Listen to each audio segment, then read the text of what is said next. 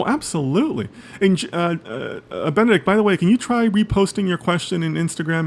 Maybe my chat will catch it, so I can post it on the screen. Because if it's not in my chat window, I can't post it on the screen. But Benedict is asking about if it's still worth learning Hadoop when products like Snowflake are available. Absolutely, absolutely. It's valuable to learn Hadoop. Lots of companies use Hadoop. Lots, right? A lot more than use Snowflake, right? I have friends that work at Snowflake. I assure you that Hadoop is still alive and well. Okay,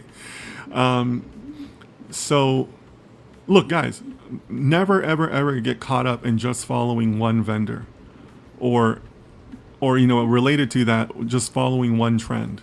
All right, always be open to learning other platforms, other approaches, and even the ones that are considered older, right? Because if you follow the people online or whatnot, you kind of get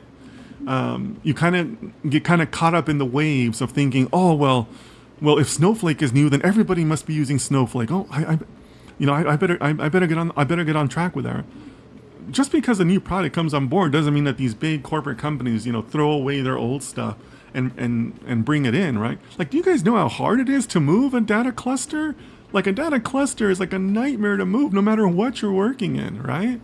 Like when I was younger, like more like, not in management, I was more of an analyst. Some of my longest nights, like my 24-hour shifts, were caused by database clusters, right?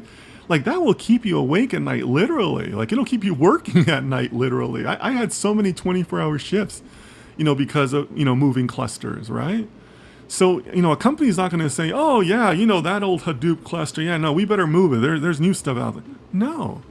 There's still definitely going to be a market for that, right? There's always going to be still upgrades and different things to do with it, right? So yeah, don't fall into that trap of just thinking like, oh, well, if it's new, then everybody must be using this.